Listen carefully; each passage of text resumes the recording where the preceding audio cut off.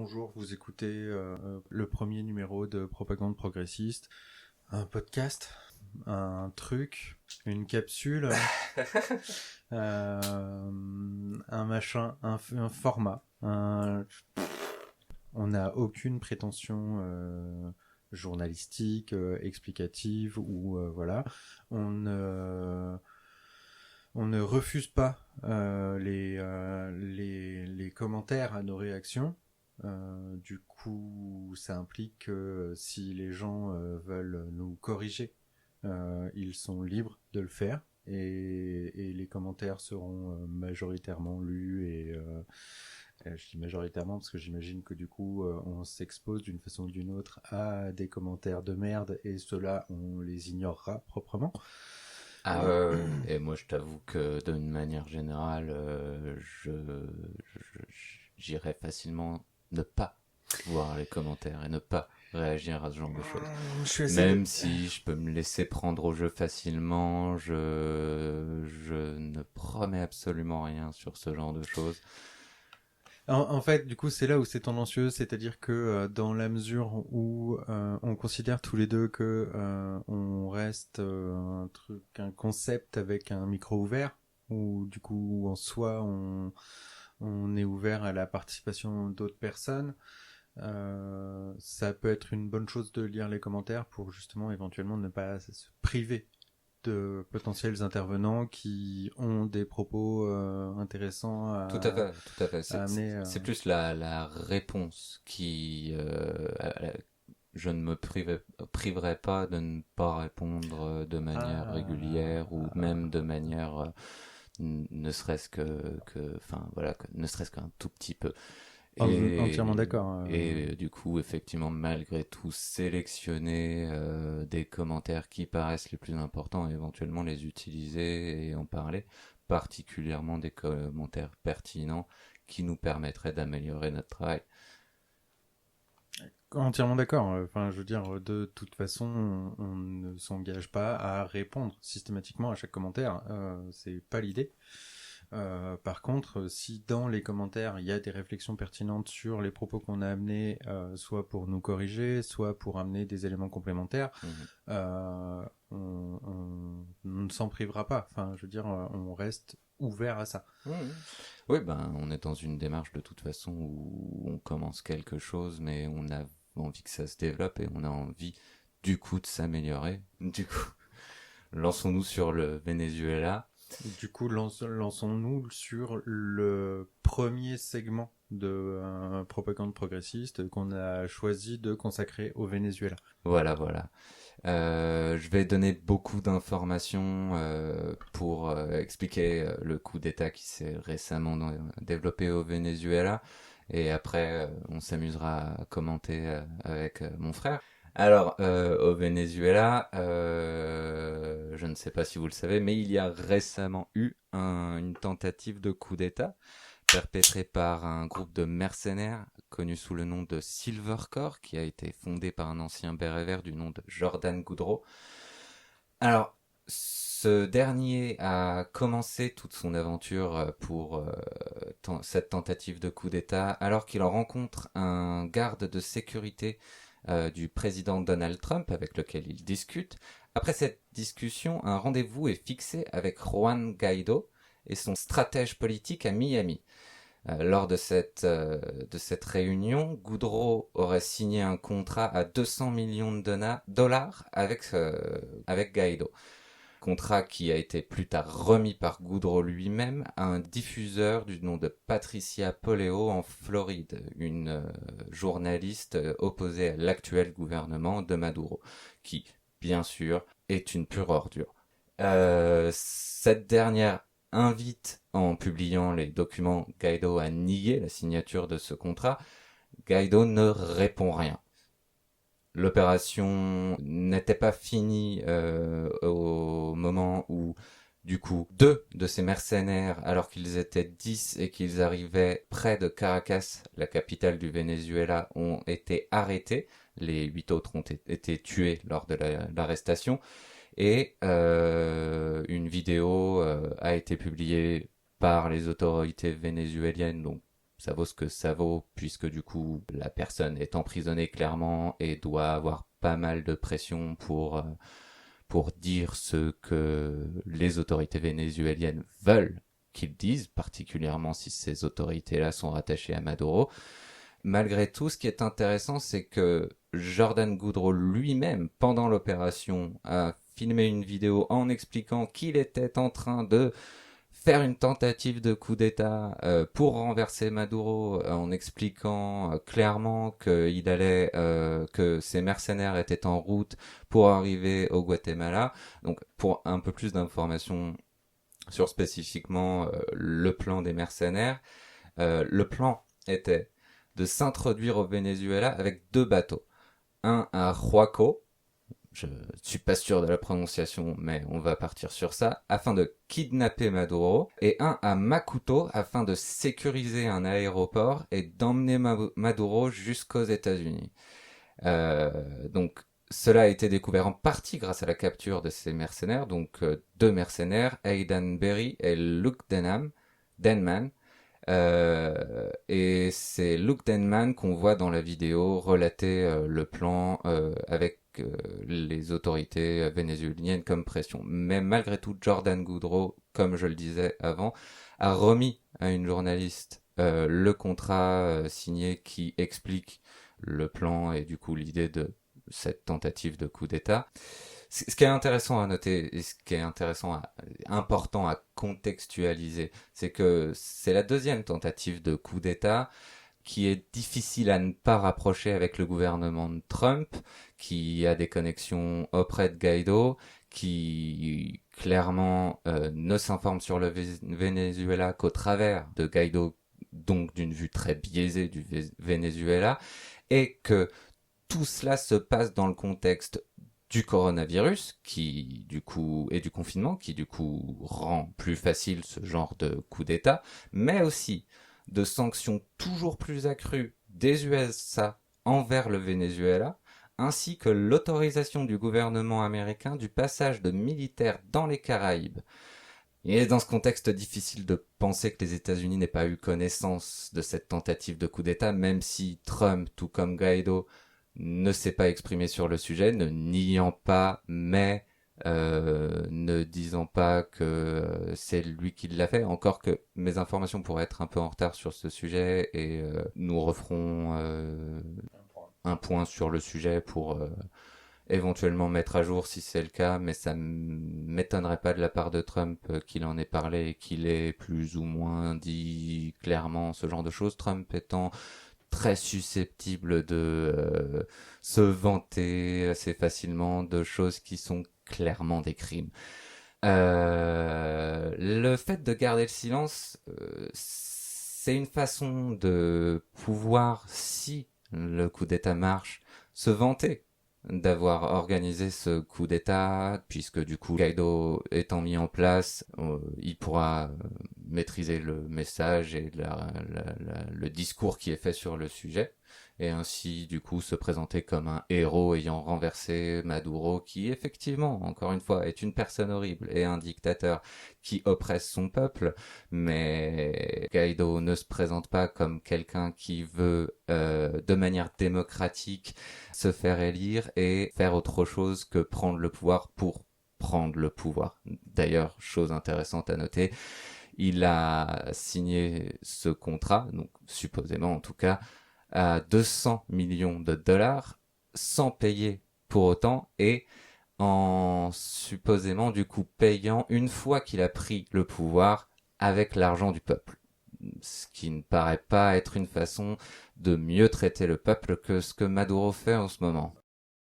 Alors très bien, il y a une correction en direct de mon frère qui me permet de dire que, comme je disais supposément, en fait, Guaido n'aurait pas signé le contrat. Il y a donc la signature de Jordan Goudreau, le fondateur de la Silver Corps, le groupe de mercenaires qui a tenté le coup d'État, de Sergio Vergara, de Juan José Rendon et de Manuel J. Beruta. Euh, les documents, là, le contrat, c'est un PDF qui a été rendu accessible notamment par le Washington Post, mais pas que. On va trouver le moyen de le joindre au poste, là, dans tous les, enfin, d'une façon ou d'une autre. Donc, les personnes qui voudront lire le contrat auront accès à ce contrat qui est en anglais. Et accessoirement, je pense qu'on pourra mettre des liens aussi vers des articles de référence sur le sujet. Tout à fait, tout à fait. Moi, du coup, j'ai tiré l'information plutôt de vidéos qui relataient les choses et c'est fort utile que mon frère ait sorti ce contrat pour pouvoir me corriger pendant que je faisais la présentation. Et de manière générale, de toute façon, on va essayer de sourcer un maximum des choses dont on parle. Un point intéressant aussi, c'est que selon The Young Turks, DYT, que je regarde, un enregistrement audio de la réunion où le contrat a été signé a été produit par Goudreau lui-même et on entend Guaido dire on fait la bonne chose pour le pays, je suis sur le point de signer. Voilà, voilà. Donc tout ça se place dans le contexte dont j'ai parlé tout à l'heure. Alors oui, il faut pas que je fasse le bruit de chaise pendant que je parle. Tout ça se place dans le contexte dont je parlais tout à l'heure, toujours plus de sanctions envers le Venezuela, le libre passage de militaires dans les mers des Caraïbes, et c'est un peu le reflet de ce que fait les États-Unis en Amérique latine depuis les années 60. Et ben, du coup, je sais pas si tu as envie de commenter, Pierre, mais clairement, entre la baie des cochons, entre les multiples opérations secrètes, du FBI principalement, mais je crois aussi de la CIA, qui se sont passées entre les années 70. Je crois pas avoir particulièrement de commentaires à faire sur le sujet. Par contre, effectivement, ça s'inscrit dans un contexte d'ingérence américaine sur le territoire vénézuélien qui est franc depuis très longtemps. Le problème se situe essentiellement là, c'est-à-dire que le Venezuela est un pays riche, malgré les différentes crises sociales, malgré la pauvreté de son peuple. Mais du coup, le Venezuela est un pays riche, notamment pour le pétrole, et du coup, d'envie Ouais, et de la part des États-Unis, bien des velléités de de s'accaparer. s'accaparer ces Ouais, bien ressources. sûr, Voilà. bien évidemment. Du coup, clairement pas au travers d'une annexion comme on l'aurait fait à l'époque de la colonisation ou ce genre de choses. Mais c'est clairement une velléité de s'accaparer ces ressources au travers d'un gouvernement qui soit plus enclin à négocier avec les Mhm. États-Unis, plus enclin à passer des contrats qui, de toute façon, de manière générale, ces contrats a tendance à appauvrir et la population américaine et la C'est population ça, de ces pays-là. de toute façon, en fait, on va pas refaire le game du Venezuela. Il y a très certainement des gens autrement mieux renseignés que nous sur le sujet, qui ont déjà réexpliqué toute la merde que le Venezuela a connue tout au long du XXe siècle et les différentes tentatives d'ingérence américaine sur place. Mais ouais, ce qui est surprenant, en fait, non. Ce qui est le plus surprenant là, c'est que en fait, ça n'est pas surprenant. Ça s'inscrit dans la continuité de ce que les États-Unis ont été capables de faire. Que que ça parte directement de Trump ou non, concrètement, c'est pas étonnant. Alors, ben, du coup, ce qui est intéressant à noter, et tu fais bien de dire ça, donc on n'est effectivement pas sûr que ça part de Trump, même si personnellement je n'ai aucun doute. Et comme ça s'appelle, notre mission s'appelle clairement propagande progressiste, moi, je me permets de donner mon avis de façon aussi franche. Et ce qui est intéressant de noter, c'est que Mike Pompeo, qui, je ne me rappelle plus quelle place il doit être secrétaire d'État, mais j'ai un petit doute comme ça. Donc Mike Pompeo, c'est le 70e secrétaire d'État des États-Unis. Voilà, Mike Pompeo, le secrétaire d'État, a clairement des velléités guerrières, En sachant notamment. qu'il a été préalablement le 27e directeur de la Central Intelligence Agency. Ça positionne un peu le personnage. Ah ben, je pense que, enfin, je suis sûr et certain qu'en regardant chacun des membres de l'administration de Trump, on a des passifs comme ça. Aussi beaucoup de passifs du genre de Goldman Sachs ou des banquiers. Parce que Bien sûr, les banquiers sont les meilleures personnes pour être nos politiciens et nous gouverner, bien sûr. Et Mike Pompeo, du coup, comme je le disais, il est important de le noter, a des velléités plutôt guerrières, notamment particulièrement avec l'Iran et du coup avec le Venezuela. Alors, pour avoir quelques informations sur ce qui se passe aussi aux États-Unis, en ce moment, en ce moment aux États-Unis aussi, entre autres, il y a une polémique sur le fait que William Barr, le procureur général des États-Unis, a réussi à arrêter les poursuites sur Michael T. Flynn, qui a pourtant lui-même avoué avoir menti 2 fois au FBI sur sa communication avec la Russie pendant la campagne de Trump, qui effectivement est un crime et donc mérite son emprisonnement. Il s'auto-amnistie en fait là. On est sur une base de toute façon ces gens-là se connaissent, se fréquentent et de toute façon se pardonnent les uns les autres. Ah bah, de toute façon, Trump a lui-même dit et répété en faisant du coup sa propre propagande que c'est horrible ce qui est fait à Michael Flynn, etc., etc. Et ce qui est intéressant, c'est que William Barr, lors d'une interview, dit lui-même l'histoire est écrite par les vainqueurs.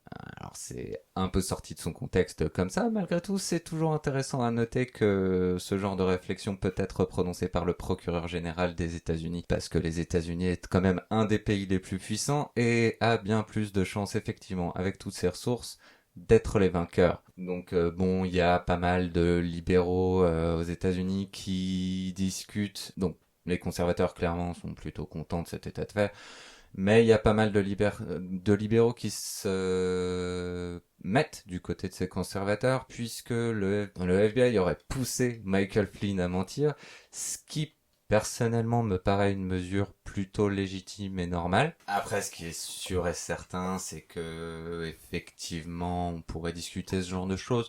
Malgré tout, c'est dommage de le voir être discuté pour des élites alors qu'il n'est absolument pas discuté pour tous les gens harcelés par le FBI, tous les gens normaux.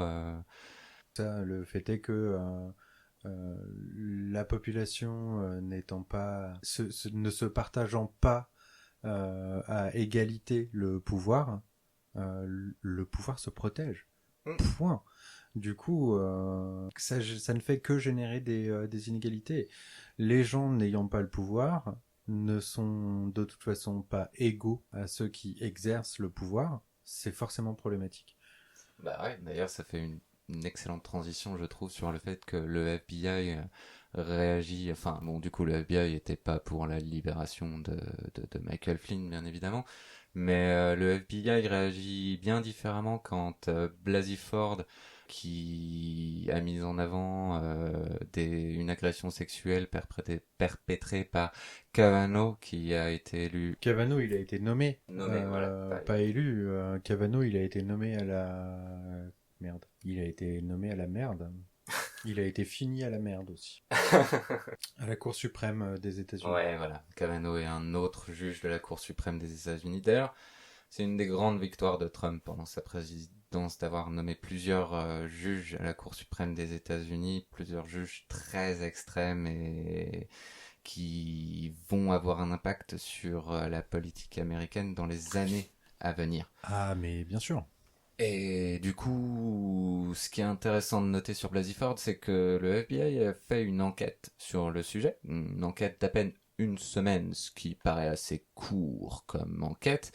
Et ce qui est encore plus intéressant, particulièrement dans le contexte où Joe Biden se fait accuser par Tara Reid d'une agression sexuelle, c'est que avec cette très courte enquête, tous les libéraux, notamment Nancy Pelosi, qui est chair du Parti démocrate, j'ai envie de dire présidente du Parti démocrate, aussi Dianne Feinstein, qui est une sénatrice ou une membre du Congrès. Elle est présidente de la Chambre des représentants, Nancy Pelosi, mais ça, du coup, c'est pas ça. En fait, ça n'a rien à voir. Bah ça c'est un de ses postes du coup effectivement. Elle est présidente de la Chambre des représentants. mais elle a aussi un poste au sein du Parti démocrate. Et tous les libéraux à cette époque-là se mettaient du côté de Blasey Ford en accusant Kavanaugh, puisque du coup Kavanaugh était nommé par Trump et que c'était toujours plus de bonne pub pour le Parti démocrate qui est gouverné, qui est, ouais, on va dire gouverné par principalement des libéraux malgré une base de supporters extrêmement progressistes, bien plus progressistes que les gouvernants, les chefs de ce parti démocrate, et qui, ces progressistes suivant principalement Bernie Sanders, et c'est pour ça qu'ils font partie du parti démocrate. Alors que du coup, dans le cas de Tara Reid, Nancy Pelosi, Dianne Feinstein, beaucoup d'autres personnages importants, dont Elizabeth Warren, ont exprimé d'une façon que je trouve personnellement extrêmement gênante, le fait qu'ils croient Joe Biden. Parce que c'est le principe du mouvement MeToo, en fait. Croire le mec. C'est ça, le principe du mouvement MeToo. C'est moi aussi, j'agresse les gens. C'est le contraire en fait. Mais oui, oui, non, mais c'est ce qui est problématique dans l'affaire Biden. C'est que là où les démocrates avaient encore une carte à jouer dans une vision progressiste de la société, ils démontrent avec Biden que ils chient dessus allègrement en fait quand ça les arrange. Il y a un vrai problème avec ça au sein du parti démocrate. Je sais pas du tout comment ils vont réussir à se dépatouiller de cette connerie. Je pense que de toute façon l'ensemble des dirigeants du parti sont extrêmement mal placés à apporter leur soutien à Biden, à plus forte raison quand depuis le mouvement MeToo et assez justement avec l'ensemble des témoignages qui ont été livrés, le plus important c'est toujours écouter les victimes, croire les femmes. Et là, on passe à côté et c'est insupportable. Ce qui ne veut même pas dire que on emprisonne directement l'homme parce qu'on part du principe que, croyant la femme, on ne fait pas d'enquête et que l'homme est coupable. C'est pas le propos, Et c'est pas effectivement. le propos, Non, non. et effectivement. Mais ce qui veut dire que, particulièrement dans le contexte où Ryan Grimm en version un peu francisée, a couvert d'ailleurs les deux histoires, et c'est lui qui a révélé les deux histoires, celle de Blasey Ford et celle de Tara Reid. Et dans le cas de Blasey Ford, ça a été directement repris par tous les médias. Tu veux dire que c'est lui qui a remis au goût du jour l'affaire Tara Reid, hein, parce qu'en fait, l'affaire Tara Reid, elle est présente depuis longtemps, en Oui, mais réalité, c'est lui qui est justement à à. l'origine de cette histoire. Et donc le coup de la mère de Tara Reid qu'aurait appelé. Lui, il était bien avant ça Il en avait déjà sur parlé. Ok, l'histoire, ok, ok. et c'est d'autres personnes qui concernées qui ont suivi le report qu'il a fait de l'accusation, parce qu'au départ il avait très très peu d'informations, donc il a fait juste un report de l'information. En même temps, du propre aveu de Tara Reid, elle s'est tue pour ne pas faire de l'ombre à Joe Biden à l'époque. Et ce qui est dramatique, parce que du coup, c'est toujours c'est toujours les mêmes mécanismes de victimisation de la victime. Et en fait, faut arrêter de déconner. Ça ne devrait pas arriver. Non, mais en même On en temps, comprend les mécanismes aujourd'hui avec tous les témoignages qu'on a, avec le mouvement MeToo. C'est ce qui rend de toute façon plus insupportable encore l'affaire Joe Biden. et c'est pour ça, en partie, je pense qu'on les appelle des survivantes. Parce que vivre avec ça, c'est une façon de ne plus tant vivre que de survivre. Et clairement, d'ailleurs, il y a des nouvelles preuves très récentes qui ont été sorties, qui sont un dépôt de plainte du mari de Tara Reid. Donc effectivement, en 96, il y a un dépôt au tribunal par le mari Theodore Bronnen, donc le mari de Tara Reid, qui ne parle pas clairement de ce dont Joe Biden est accusé aujourd'hui, c'est-à-dire une pénétration digitale du vagin, mais qui parle au minimum d'harcèlement sexuel. Et il est important de noter que là où Ryan Grimm demandait depuis longtemps la sortie de ces documents, et ça a mis beaucoup de temps à sortir. Et du coup, pour revenir sur le sujet sur lequel j'étais, quand il a commencé à reporter les nouvelles, personne des médias mainstream, à part du coup des gens comme TYT, à part certains médias progressistes alternatifs, n'ont repris cette nouvelle, alors que nous le savions pendant les primaires, et que ces primaires ont continué jusqu'à élire Joe Biden, alors que on le sait, extrêmement susceptible, plus susceptible qu'aucun des autres candidats de perdre les élections présidentielles en face de Trump. Mais les libéraux voulaient tellement un personnage qui n'était pas Bernie Sanders, qui était le plus susceptible de gagner, qu'ils ont choisi au final Joe Biden. D'autres personnages libéraux un peu plus intéressants tels que Kamala Harris étant vite arrivé à court d'argent, ayant vite abandonné la course, ou Cory Booker qui aussi était plus intéressant, avec quelques velléités progressistes mais qui a assez vite abandonné, et on s'est retrouvé à la fin avec Michael Bloomberg, donc le milliardaire qui clairement réussi à monter dans les sondages à un moment parce qu'il a réinjecté des millions dans des pubs mainstream, et qu'il y a une grande partie de l'électorat qui encore aujourd'hui est accroché à ce média mainstream. Et cet enfoiré de Pete Buttigieg qui est mon dieu, Pete Buttigieg. À chaque fois que je vois la gueule de ce mec, je vois Emmanuel Macron, ça me répugne de la même façon. Ah ouais, non, mais en plus, le voir parler, c'est le voir imiter Barack Obama dans tous ses Mmh. mouvements et tout. Et c'est toi qui me racontais que il a suivi un entraînement pour parler comme Barack Obama, c'est ça, pour avoir la même gestuelle, le même charisme que. Donc on en est là, il y a des stages de formation au charisme de Barack Obama. Barack Obama qui a un bilan plus que mitigé, qui, euh, qui a peut-être une belle façon de parler. Je me rappelle que quand il a fait sa première campagne, tout le monde était là. Oh putain, c'est un super-héros, il a une carrure, Ben, il a une voix. il est important de noter que pendant sa campagne, il est beaucoup plus progressiste qu'il n'a été pendant ces deux campagnes. Il a été beaucoup plus progressiste qu'il n'a été pendant sa présidence. Ah, mais ça, Jean, c'est le propre de la campagne en fait. Hein. Tout à fait, tout à fait. L'ensemble des candidats à une campagne, quelle qu'elle soit, sont toujours étrangement beaucoup plus progressistes. Voilà, allez, on fait une petite pause et on revient pour un deuxième segment consacré du coup au Covid. Carrément. Donc de retour pour le deuxième segment. De retour pour le deuxième segment. Moi je voulais parler des violences policières parce que je pense que ça fait des années qu'on a un problème avec ça, que en fait là où c'est compliqué, je pense qu'il y a beaucoup de gens qui ont parlé des violences policières déjà depuis belle lurette et qui en parlent très bien, et qui en parlent probablement mieux que je ne le ferais là dans le cas présent. Faire ne serait-ce que la dernière vidéo Usul. Tout à fait. Après, c'est justement un peu le problème avec les violences policières. Il faut qu'il y ait davantage de gens qui en parlent pour que les gens se rendent compte du problème et ça y combattent ce problème. C'est ça. C'est un peu, c'est un peu le truc auquel je suis confronté. C'est-à-dire que je pense qu'il faut en parler.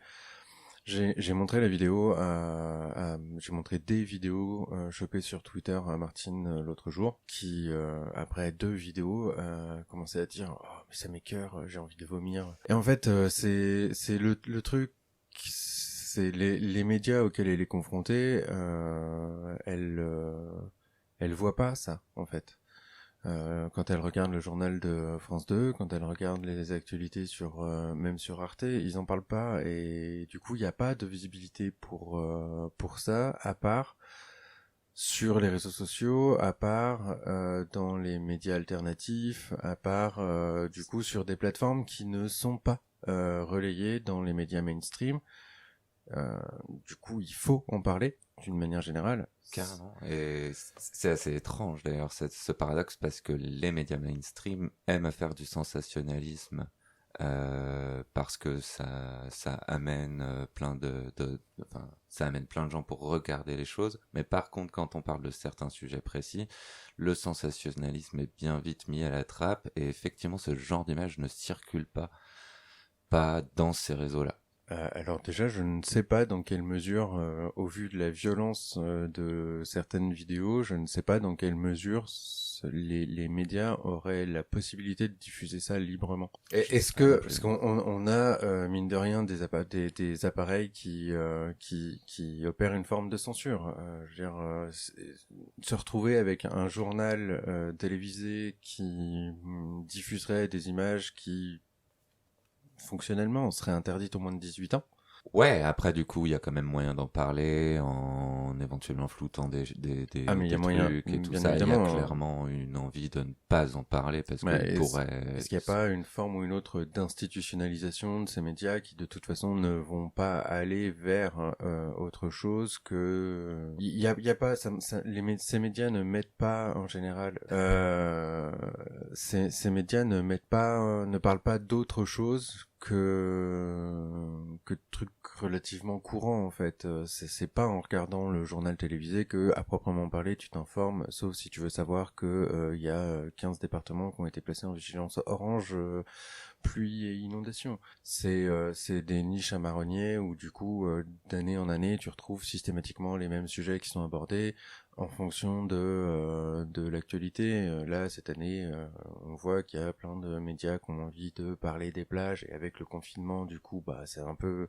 Enfin, il y a moyen de créer des sujets autour de ça, et ils le font. C'est nul, ça sert à rien, C'est comme ça qu'on obtient tout plein de polémiques autour du port du foulard de telle personne, de choses complètement connes comme ça, et Hmm. que au final, ça devient important puisque du coup, il y a des mauvaises réactions à ce genre de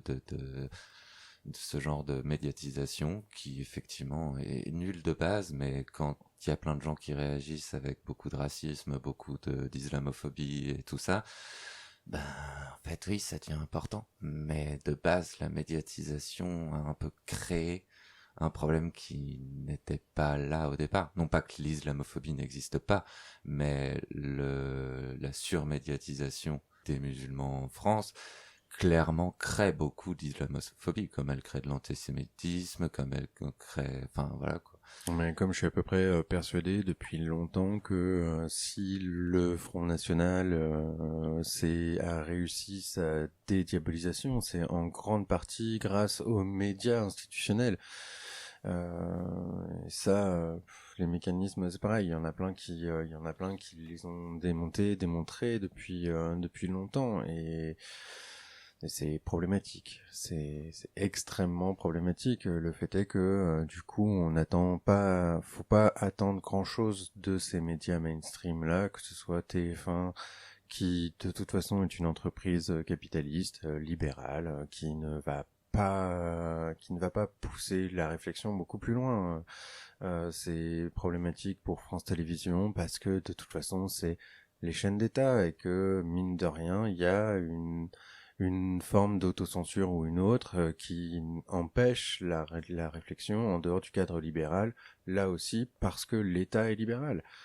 Donc Et non pas il y ait il y ait pas des bons journalistes au sein de ces chaînes-là, mais clairement, il y a cette forme d'autocensure et cette forme de pression libérale qui fait que effectivement des choses ne sont pas discutées, et on peut parler clairement des éditeurs, ceux qui décident des nouvelles que les journalistes vont les rédacteurs en chef, tu veux ouais, dire? voilà, les rédacteurs en chef qui, clairement, du coup, sont cette pression, se font le relais de cette pression pour ne pas parler de certains Tu sais sujets. quoi, je ne sais même pas si, à proprement parler, c'est les personnes qui sont responsables de ça. Je pense qu'on peut définir un certain nombre de personnes dans les chaînes de commandement qui sont problématiques, à plus forte raison quand, de toute façon, la politique libérale pousse à entreprendre des mesures managériales au sein de l'ensemble des entités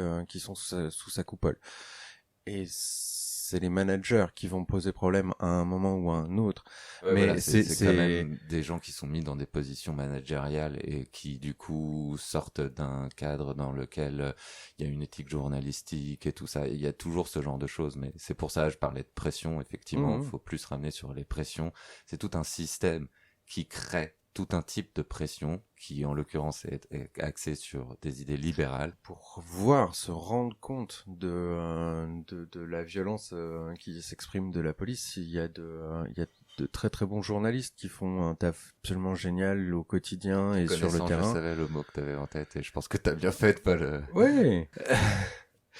Mais du coup oui, il faut regarder le travail de David Dufresne qui depuis au moins depuis les premiers mouvements des gilets jaunes est littéralement essentiel. C'est lui qui sur Twitter a lancé le hashtag Allo Place Beauvau pour signaler les violences policières et les dérapages.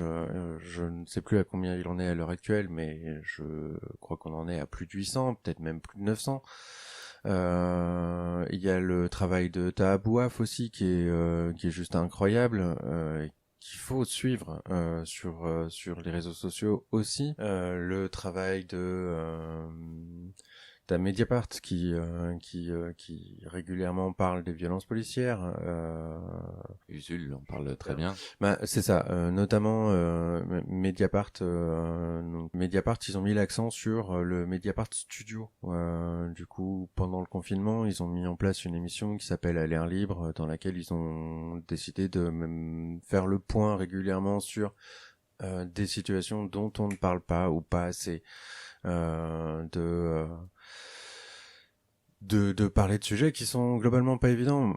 À titre personnel, j'ai commencé à regarder l'air libre en me disant que c'était une chouette petite capsule qui faisait du bien justement parce que ils abordent des sujets peu courants et j'ai arrêté de regarder parce qu'en fait j'ai trouvé ça anxiogène à la fin. Mais Tout du à coup fait, c'est ça personnel. n'empêche pas de conseiller l'émission pour Non. les gens qui peuvent réussir à regarder. De toute façon, je pense que tout le monde a un ras-le-bol général un peu de regarder les informations et de la politique. Je sais pas si tout le monde, mais Non, et puis clairement, là, c'est difficile. on est dans une situation, on est dans une situation d'exception. Après, dans tous les cas, tous les épisodes d'Alerte Libre et de ouvrez les guillemets d'Usul sont disponibles sur le YouTube de Mediapart. Ça reste pertinent, ça reste efficace. Les sujets qui sont abordés sont bien abordés, les intervenants sont pertinents et non, ça vaut le coup, ça vaut vraiment le coup. Moi, j'avais regardé par exemple l'épisode sur la chloroquine et du coup l'explication du biais qu'il y avait sur qu'avait l'étude de Raoult. C'était très intéressant. Ça expliquait bien comment, même quand on prenait ça, quand on excluait les choses du genre, il a exclu lui-même certains patients qui réagissaient mal à son cocktail de drogue et ce genre de choses qui clairement montrent qu'il y a un problème dans ce personnage et dans ses études. Au-delà de ça, il y a aussi un biais virologique où donc de ce que j'ai compris, c'est quelque chose, c'est un antiviral du coup la chloroquine, donc c'est effectivement quelque chose qui dans cette période et il est logique de s'attarder sur cette molécule-là, mais il y a un biais virologique dans le sens où de ce que j'ai compris, c'est quelque chose d'efficace contre le virus en soi, mais c'est pas forcément quelque chose d'efficace en tant que traitement puisque du coup déjà il y a de fortes réactions pour beaucoup de patients. Donc par exemple il y a une étude au Brésil où au final plus de 15 personnes sont mortes lors de l'étude de complications cardiaques. C'est pareil, la Norvège a clairement arrêté d'utiliser la chloroquine dans ses études et en tant que traitement parce que il y avait trop de danger à l'utiliser. Donc, ouais, c'est une très bonne émission. Je suis un peu parti sur un autre sujet du coup, mais... Non, mais c'est pas grave. Je pense qu'il y a beaucoup de trucs à dire sur les violences policières. Je pense qu'il faut aussi, il faut aussi rappeler de façon régulière que cette violence elle est systémique Et c'est pas une violence humaine dans le sens où c'est des violences humaines, mais par contre ça n'est pas l'homme qui est le fond du problème en fait. C'est le système qui pose problème. Les violences, le problème des violences policières, il n'est pas le problème des policiers des quelques policiers qui pratiquent Tout à l'usage fait. de la violence régulière. C'est systémique, comme régulièrement rappelé dans les documents et dans les témoignages qu'on peut avoir sur le sujet. Euh, il y a un gros corps frontiste au sein de la police nationale. Je n'arriverai absolument pas à me faire au Rassemblement national, hein. Euh, Je pense que c'est bien ce que tu disais l'autre jour, de continuer d'utiliser Front National. dans tous les cas, moi ça me parle. Il va y avoir un moment où ça parlera plus. Très clairement, Oui, oui, oui. je pense à toutes les références culturelles qu'on n'a pas en commun alors qu'on vit ensemble depuis longtemps. Mais parce que je n'ai pas le même âge que toi et que mine de rien, il y a des références que j'ai que tu ne vas pas avoir. Et concrètement, si à force de continuer à parler de Front National, ça va poser un problème au bout d'un moment. Clairement, clairement. Mais pour l'instant, je pense que les gens, quand même, malgré tout, repèrent à peu près les choses. En plus, ils ont quand même pas... Enfin, ouais, de toute façon, effectivement. Moi, j'aime bien l'idée de continuer Front National au moins le plus longtemps possible parce que ça rappelle cette droite qui se cachait un petit peu moins et qui essayait pas de s'adoucir comme Marine Le Pen essaye de l'adoucir depuis quelques années déjà. Et ça rappelle la violence de ce mouvement, les fondements de ce mouvement qui sont basés sur beaucoup de racisme, sur beaucoup de fascisme, mais du coup le fascisme est extrêmement lié au racisme. Après, ce qui est très intéressant de voir, c'est que la dédiabolisation du Front National a permis à beaucoup de gens de droite, mais pas forcément d'extrême droite, d'exprimer en fait leur extrémisation idéologique. Tu prends Nicolas Sarkozy, par exemple, il aurait été membre du Front National, ça n'aurait pas été choquant. Il y a un truc où l'ensemble des positionnements idéologiques de ce garçon euh, sont quand même là. Et la dédiabolisation du Front National a permis de mettre en lumière le fait que la proximité... Je pense à bien des égards hein, que Marine Le Pen est bien plus extrême qu'elle ne le dit. Dans le verbe, en tout cas, elle est beaucoup plus modérée que ne pouvait l'être son père. Mais, euh, mais idéologiquement, moi j'entends des liens francs entre Marine Le Pen, de toute façon il y a qu'à voir. Ils ont récupéré un certain nombre de républicains, le Rassemblement national, Mhm. et Mais c'est assez lié. ouais, mais par rapport au point que tu faisais, qui est, bah du coup, moi, je suis très plongé dans la politique américaine, et il y a clairement dans la politique américaine toute cette discussion autour de la liberté d'expression. Et je pense qu'il est important à un niveau de... Alors c'est compliqué parce qu'il y a toujours des limites à cette question-là, mais il est important à un niveau de réussir à aller discuter même des idéologies aussi violentes et avec logique et de pas complètement rejeter parce que c'est encore un problème qu'on vit aujourd'hui dans le monde et si on le rejette complètement, en fait on lui donne d'une certaine manière davantage de force. Alors que si on le combat avec la logique, idéologiquement parlant, eh ben, on a quand même plus de chances de convaincre quelques-unes de ces personnes qui s'extrémisent ou qui sont déjà extrêmes de la stupidité de leur raisonnement. Particulièrement ceux qui s'extrémisent, qui sont sur ce chemin-là, il faut pas les rejeter parce que sinon on ne fait que les pousser davantage vers cet extrême. Mais sinon, pour parler des violences policières, il y a quand même, il faut le pointer, il faut le noter, cette application. Euh, Bah, c'est là où je voulais en venir. Dans les éléments intéressants là qui sont en train de naître en ce moment, il y a cette initiative d'un collectif, notamment porté. Alors là, du coup, c'est pareil. Je, Porté je ne par serai pas Kerry James, exhaustif, mais après, voilà, effectivement, notamment ça doit porté pas par être la Kerry James, personne Rokhaya principale. Diallo. Ouais. Il faut regarder ce genre d'initiative. Il y a l'application Urgence Violence Policière, qui est une petite application qui permet de filmer en fait les exactions de la police. D'une manière générale, là où c'est intéressant, c'est que ça permet une vigilance citoyenne sur les actions de la police. Et ça, c'est pertinent. Mais au-delà de filmer, les images sont transférées directement sur un serveur. C'est ça. C'est ça.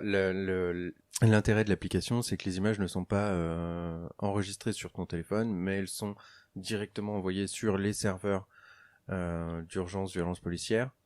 Euh, du coup, à proprement parler, tu prends moins de risques que ta vidéo disparaisse. Tu prends pas de risque en fait que ta vidéo disparaisse, puisque de toute façon ta vidéo est directement balancée sur les serveurs d'urgence, violence policière. Et on sait que, enfin, on sait, peut-être qu'on informe certaines personnes sur le sujet, mais les flics aiment bien prendre les téléphones justement pour empêcher les images de circuler. Donc c'est pour ça qu'on voit aussi beaucoup d'images de balcons, parce que les flics ne voient pas la personne sur son balcon en train de les filmer, ou alors sont dans une situation bien plus compliquée pour aller chercher le téléphone de cette personne. Complètement. Mais oui, quand tu tombes en face d'un flic et que tu filmes la vidéo, les flics aiment bien s'attaquer au téléphone, comme aux États-Unis d'ailleurs, même si dans certains États il y a des lois. Et d'ailleurs, pour toujours un petit peu étendre sur le sujet des violences policières, à New York, ce qui est intéressant de noter, et du coup, comment dire que les violences policières ne se passent pas qu'en France. À New York, il est intéressant de noter que il y a des règles de distanciation sociale qui ont été mises en place, que ces règles de distanciation sociale, donc il y a à partir d'il y a quelques jours, ça a dû augmenter entre-temps, ont enfermé, ont fait arrêter 40 personnes, dont 35 sont noirs. Ça m'étonnerait que les Noirs, à ce point-là, disproportionnellement, ne respectent pas les règles de distanciation sociale. D'autant plus que ce qui est drôle, c'est qu'on voit des vidéos où des gens filment la police et ces personnes se sont fait arrêter pour manquement aux règles de distanciation sociale alors qu'elles étaient les seules personnes à s'éloigner du policier qui, lui, se rapprochait et qui, au final, bien sûr, est allé tabasser la personne parce que c'est la solution pour faire respecter la distanciation sociale. Je me trompe peut-être, mais moi j'ai en tête que de toute façon, la majeure partie de la population des prisons aux États-Unis, elle est issue des minorités. Et 4, c'est les statistiques, c'est donc alors que ils fument du cannabis à peu près au même pourcentage, les blancs et les noirs sont arrêtés 4 fois plus que les blancs. Donc clairement, il y a un problème sur le surflicage des quartiers noirs, tout comme en France, il y a un problème sur le surflicage des quartiers de minorités, donc noirs, musulmanes, et tout ça. Et encore une fois, on retourne sur le système qui clairement, déjà, mais c'est très complexe, mais historiquement parlant, on sait qu'on a stocké des gens dans des lieux qui étaient quand même d'une qualité bien inférieure, les bâtiments sont bien souvent délabrés et tout ça, ce qui crée de la pauvreté, ce qui crée forcément de la criminalité, ce qui ensuite, de par l'utilisation de la police pour réprimer des mouvements sociaux qui se créent bien souvent dans les milieux où on a besoin de ces mouvements sociaux. Du coup, la police est orientée pour fliquer davantage certains quartiers que d'autres. Au final, effectivement, le 16e arrondissement est bien plus épargné que des arrondissements plus problématiques que le 9-3 ou ce genre de quartier-là. Et certes, le 16e arrondissement a peu de problèmes de criminalité, mais c'est tout un contexte politique et systémique dans lequel on a très clairement fait en sorte que cette criminalité se déplace vers le 9-3, vers les quartiers pauvres. C'est pareil à Marseille. mais bien sûr, je ne sais pas dans quelle mesure c'est une réalité encore en France, mais je veux dire, on a ghettoisé toute une partie de la population, et ça n'est pas la population blanche. Il y a dans les ghettos de France des blancs, Ce qui ne veut pas dire que c'est eux qu'on a cherché à parquer, en fait. Mais Non, mais clairement, la pauvreté touche largement la population. c'est essentiellement ça, en fait. On a de toute façon pas su entretenir. En fait, le seul truc qu'on sait entretenir correctement en France, c'est la pauvreté de toute une partie de la population, les étrangers en priorité, les handicapés, les personnes inaptes à travailler ou les marginaux d'une manière générale. Le fait que du coup on ait toute une population de SDF qui refuse de faire les démarches pour bénéficier du RSA, c'est pas anodin. C'est une aliénation, c'est chiant toutes ces démarches administratives. Et au-delà du fait que ce soit C'est une chiant, surdépendance à une institution qui de toute façon ne se comporte pas correctement. Donc et qui forcément, c'est essaie une violence supplémentaire. carrément, et qui essaie clairement à chaque pas que tu fais de te piéger dans le fait de te sucrer tes allocations, de te sucrer ton RSA et tout ça.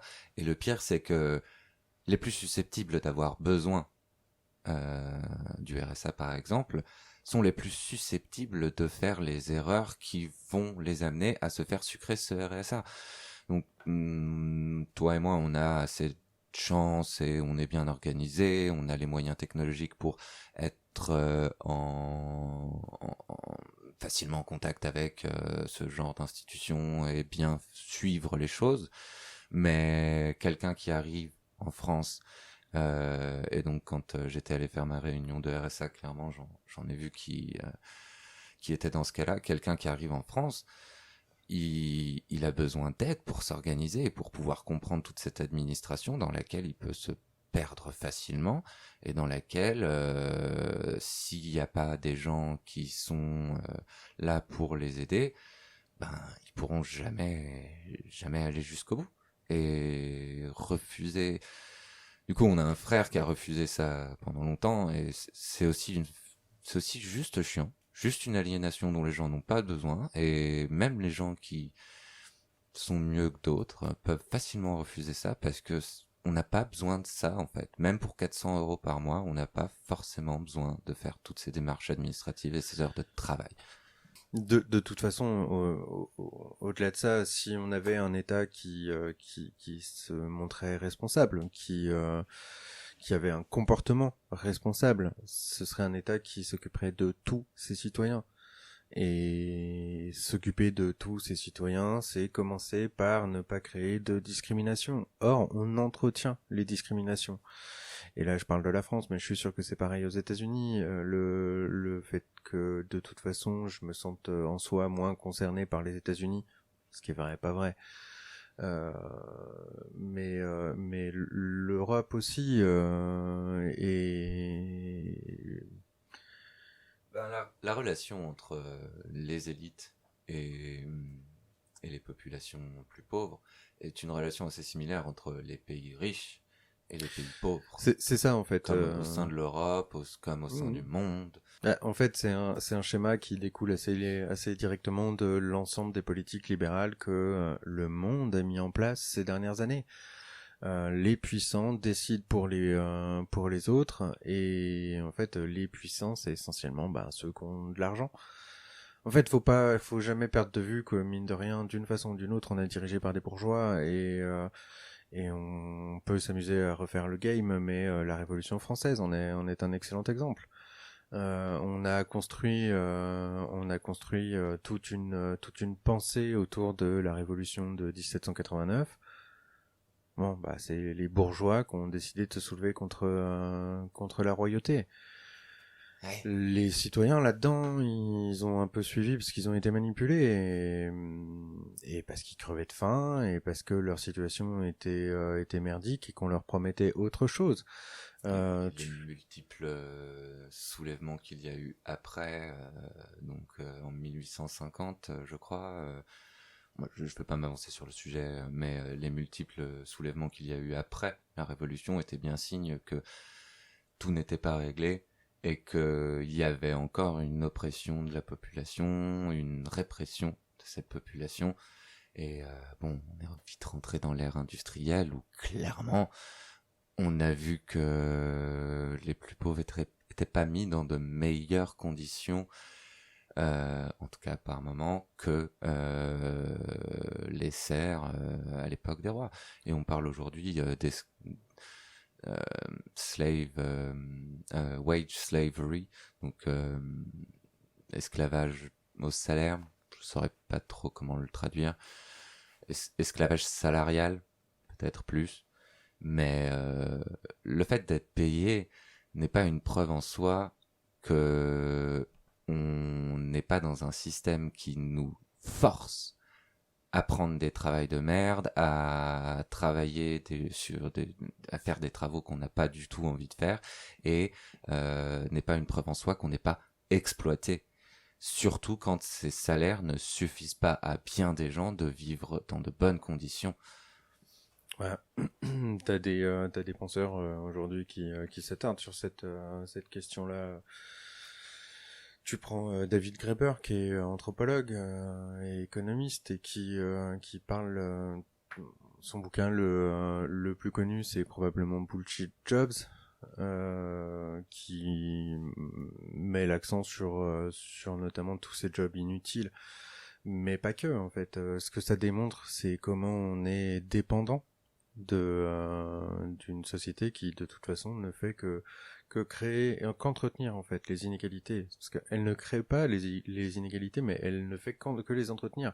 Là où on pourrait avoir une société progressiste qui en fait considère tout le monde d'entrée de jeu, et sans contrepartie, sans attente particulière, sans voilà. Alors ça peut sonner comme un réquisitoire pour un revenu de base. Et oui et non, ça l'est pas, peu importe, en fait, c'est même pas la question. Le fait est que, de toute façon, on vit dans une société où aujourd'hui, même quand tu vas bosser pour un SMIC, c'est souvent pas suffisant. Et c'est problématique. J'ai des envies à des moments de sortir des choses parce que je sais très bien les critiques, du coup les libéraux ou même les conservateurs peuvent sortir sur ce qu'on dit, et en même temps on a très bien fait de nommer l'émission propagande progressiste parce qu'on va loin dans la réflexion, et enfin on va loin dans la réflexion, on est clairement sur un terrain de réflexion qui choquerait, qui choque certaines personnes dans le monde d'aujourd'hui. Au vu des réactions auxquelles on a été confronté jusqu'ici, oui, je pense. Ouais, clairement. Et je vois déjà, j'ai dit que c'est des heures de travail, que s'organiser pour avoir le RSA et tout ça. Il y a très certainement des gens dans leur tête, ça sonne comme ouais, bah c'est normal, 400 €, il faut travailler, et tout ça, ou des conneries du genre. Moi, clairement, je défends le revenu de base. Et cette velléité que j'ai à répondre à ces gens-là, des fois j'ai envie de me l'enlever parce que justement, au bout d'un moment, si vous ne remarquez pas que les ressources sont capitalisées d'une manière tellement disproportionnée que les masses les plus pauvres sont vraiment appauvries par les quelques élites qui existent, et que vous ne voyez pas le schéma d'oppression et de répression dans lequel on est rentré. Je vais lier un article très intéressant sur le sujet, sur le commerce global, qui s'attarde un peu sur la pandémie et sur comment justement, à l'échelle globale, cette oppression rend les zones les plus pauvres extrêmement sensibles aux maladies et par conséquence, avec le marché global, les zones les plus riches aussi. Ouais, à un certain moment, j'ai pas envie de parler autrement des choses. Et je trouve qu'il y a pas de débat plus intelligent que les débats, et je me contredis un peu, parce que précédemment je disais, j'avais un autre discours en disant qu'il fallait débattre les plus extrêmes, mais il n'y a pas de débat plus intelligent que les débats qui partent clairement de la connaissance que le monde est tel qu'il est aujourd'hui, un monde où les élites oppriment les plus pauvres pour s'accaparer nombre des ressources que ces plus pauvres sont les principaux à produire, etc., etc. Je vais pas m'étendre sur le sujet. Je sais pas si t'as à réagir sur la question, mais En fait, il y a toujours à dire sur le sujet. Je pense que par contre, ça vaut le coup de faire tout un truc toute une capsule sur le sujet. C'est-à-dire que là, concrètement, il y a tellement à dire. Grave, grave. C'est pour ça, je sais même pas comment m'étendre sur le sujet et il faudrait... on va clairement essayer de se structurer au fil des épisodes pour parler plus intelligemment des choses, avec toujours plus d'informations claires, de sources et tout ça. Ou alors moins de sources mais une réflexion plus structurée en soi et tout ça, parce qu'on part à droite à gauche, ce qui n'est pas inintéressant en soi. Mais euh, mais ouais, il y a tellement à dire sur le sujet. Tellement, tellement, entre la destruction de l'environnement qui du coup est que du coup les plus pauvres payent clairement et qui n'est pas voulu par les plus pauvres, mais qui est par exemple des entreprises principalement mise en place par des gens comme Bill Gates en Afrique, qui clairement reverse son argent là-bas pour qu'un type spécifique d'agriculture soit faite, ce qui appauvrit les gens puisque ils sont dans ce schéma où ils ne peuvent qu'acheter un certain type de graines, ils sont obligés avec ce type de graines d'acheter tout un tas d'insecticides et ce genre de choses. Mais encore une fois, par rapport à ça, je te ramène à l'excellent cache investigation sur le sujet, qui est absolument flippant et dramatique. On pense ce qu'on veut d'Élise Lucet, le fait est que sur certains formats, elle a des propos qui sont assez chocs, même si tu vois, en fait, c'est ça. Il y a ce truc où structurellement, on a réussi à perdre la main. On a réussi à perdre la main sur tout un pan de l'agriculture, justement parce qu'en fait aujourd'hui on ne peut plus se fournir autrement que chez les revendeurs de graines institutionnels, qui fournissent des graines que tu ne pourras pas cultiver sans les produits annexes qu'ils vont te proposer. Alors Monsanto, on est probablement le représentant le plus visible, mais en fait il y a d'autres distributeurs qui font tout autant de la merde que Monsanto. Et un travail intéressant, il y a une personne intéressante sur laquelle s'attarder aussi, c'est Srivana Shiva, qui a gagné un combat judiciaire contre Monsanto aux Indes, et qui, bon, moi je suis pas très spirituel et elle développe toute une idéologie spirituelle derrière l'écologie, sur laquelle personnellement je ne m'attarde pas trop. Mais malgré tout, elle défend l'échange des graines, qui est interdit dans la plupart des pays du monde, euh, puisque du coup, économie libérale, j'ai envie de dire, il n'y a pas d'autre réponse à cette question en fait. Particulièrement quand on voit que dans certains pays c'est autorisé, mais que en fait là où on est baisé, c'est que on n'a pas le droit de vendre le produit de graines non homologuées, alors que ces graines sont bien souvent d'une qualité moindre Et en France, tu sais comment ça se passe? en France, clairement, on n'a pas le droit de vendre des produits non homologués. Il y a malgré tout des échanges de graines qui se font. Je pense que c'est interdit. Du coup, je vais pas trop m'étendre sur le sujet. Je pense que c'est interdit. Malgré tout, c'est le genre de truc où la régulation est quand même compliquée. Du coup, les gens font un petit peu comme ils veulent.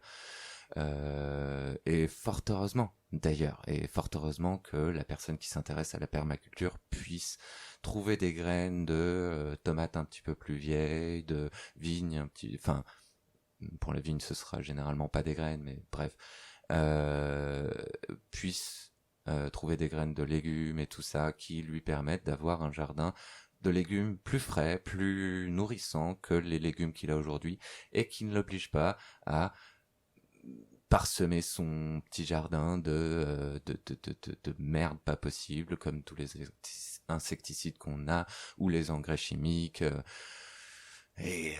Voilà, non, enfin, on arrive à s'en sortir avec les graines homologuées. Moi-même, j'ai mon jardin et j'arrive à m'en sortir avec des graines homologuées, mais c'est compliqué. Et les produits que j'ai sont clairement pas les meilleurs. Et j'essaye clairement, au travers du temps, de laisser ces produits produire des graines, de prendre les plants les plus résistants pour avoir des meilleurs légumes, des meilleures graines plus résistantes à l'environnement, comme au de manque éventuel d'eau, parce que c'est important de ne pas trop utiliser d'eau. Enfin voilà, pour les personnes qui s'intéressent à la permaculture, ce dont je parle leur diront tout de suite quelque chose. J'utilise du paillage pour économiser de l'eau et tout ça. Mais ouais, en France et dans tous les autres pays du monde, pratiquement, on n'a pas le droit au minimum de vendre des produits non homologués. Sachant que ces produits non homologués sont souvent des je pars un petit peu à droite à gauche, mais les produits qu'on achète clairement dans les supermarchés ont des graines qui sont infertilisées, infertilisées. C'est-à-dire que tu ne peux pas pousser de fruits, tu ne peux pas faire pousser de fruits ou de légumes à partir des graines que ces légumes ou fruits ont pourtant. Bon, dans le cas des bananes, c'est quelque chose de tout à fait normal. Aujourd'hui, plus personne ne peut faire pousser de bananes à partir des graines de bananes. Enfin, en tout cas, de ce que j'ai compris, moi j'ai essayé plein de fois. Et non, c'est que du bouturage ou ce genre de choses. Parce qu'il y a vraiment des gens qui arrivent à cultiver des bananes sous nos latitudes. En environnement contrôlé, ça peut toujours se faire. Après, non, effectivement, de ce que je sais, pas tellement, non.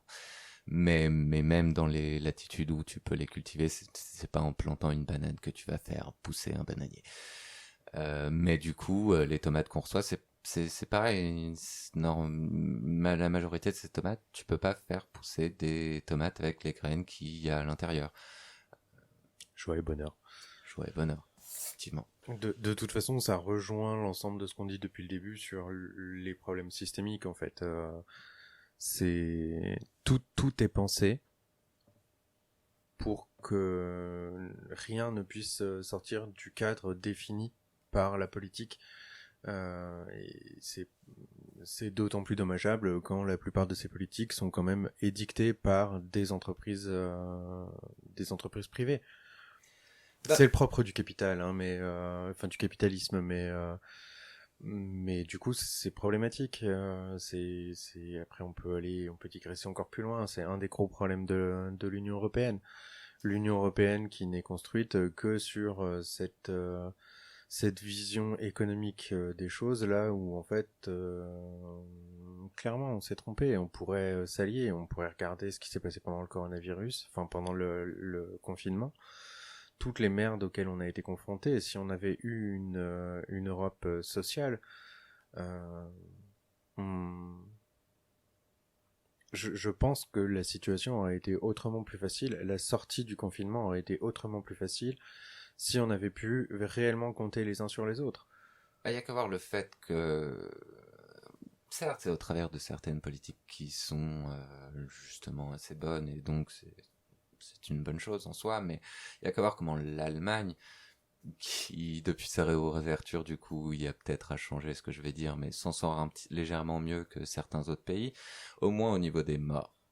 Mais en même temps, on voit très clairement que par exemple, tu m'avais montré ce reportage de Cohen, Patrick Cohen. Grosse référence, Patrick Cohen. Ouais, grosse référence, non, mais en tout cas, fait des choses pas inintéressantes par moment, et clairement il a mis le doigt sur quelque chose d'intéressant quand il voit que le point de livraison majoritaire de les masques FFP2 voilà, réquisitionnés par l'Allemagne parce que la plateforme logistique de 3M était en Allemagne. Voilà, exactement. Ça c'est un bon point, et ça fait partie du système dont on parle, et effectivement c'est pas la Grèce qui aurait été le pays qui a le point de livraison des nécessités médicales.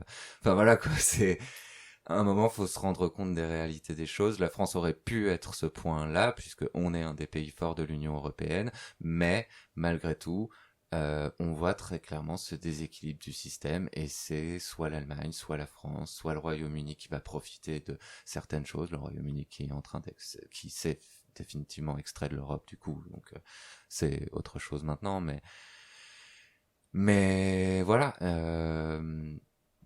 Après, on voit que la Chine produit plus de masques, mais en même temps, c'est parce que la Chine vit depuis plus longtemps toutes ces épidémies et tous ces problèmes-là. Donc en même temps, la Chine, c'est un drôle de cas. C'est tellement vaste que c'est à moitié un monde riche de Ils n'ont pas la capitalisme. même population, ils n'ont pas le même territoire, ils n'ont pas la même politique. Il y a un truc où l'expression autoritaire du gouvernement chinois lui permet d'être plus réactif sur un certain nombre de trucs, et on l'a vu notamment sur la construction des hôpitaux, là. Ils ont mis quoi, 15 jours pour construire deux hôpitaux pour accueillir les malades du Covid. En France, il nous a fallu 3 semaines pour construire un hôpital de campagne à côté de Strasbourg. Et on s'en félicite. Mais en tout cas, quand on Mais écoute les politiciens... En fait, c'est là où c'est problématique. On avait besoin de cet hôpital de campagne et on l'a fait, et il faut s'en féliciter. Il a permis de réduire la présence à l'hôpital. Indéniablement, il a été utile, cet hôpital de campagne. Tout à fait. Donc en fait, il faut qu'on s'en félicite, comme on a été capable de médicaliser des trains pour permettre à des patients d'aller dans d'autres hôpitaux qui étaient moins... Il reste 1 minute. 1 minute 37. Ok. Alors du coup, en fait, je vais refaire un point. Donc au montage, on essaiera de faire un truc plus cohérent sur le segment, voilà, et puis on fera un truc digressif. Mais du coup, juste pour conclure sur les violences policières, donc on mettra le lien de l'application Urgence Violence Policière qui est téléchargeable et sur iOS et sur Android. Et on mettra aussi en lien la dernière étude. La dernière étude d'Amnesty International qui donc parle des violences policières recensées en France, donc usage illégal de la force et pratiques discriminatoires, analyse de certaines pratiques des forces de l'ordre pendant le confinement, qui est éclairante aussi à plus d'un titre. Comme je disais, je mettrai en lien vers l'article qui prend 36 minutes à lire, en tout cas c'est marqué comme ça au début de l'article, qui parle de comment la pandémie est facilitée par le système capitaliste et le marché global. Par rapport à tout ce qu'on a parlé au départ du monde américain, on va mettre aussi les liens vers un maximum de ce dont on a parlé, même si on a pas mal digressé. Et voilà, c'est la fin de Propagande progressiste, le premier volet. Et donc il y en aura d'autres. Espérons-le. Non, mais il y en aura d'autres.